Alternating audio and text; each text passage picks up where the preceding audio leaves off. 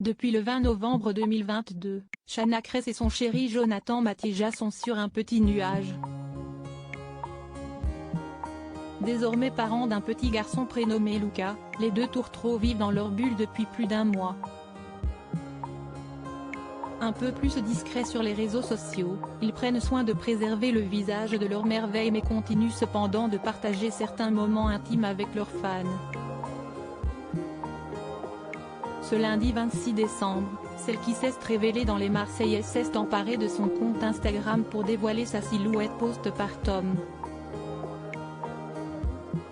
Fière de prôner le naturel depuis le début de sa grossesse, la jolie brune de 35 ans n'hésite pas à se montrer sans aucun artifice auprès de ses plus de 3 millions d'abonnés.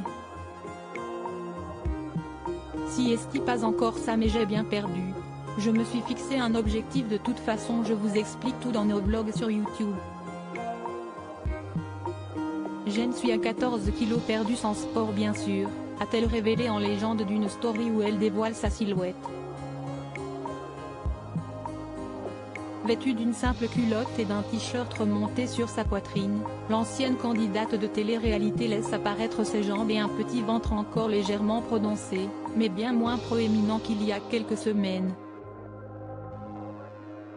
Des parents aux petits soins pendant des années, Shanna Kress a toujours été très sportive.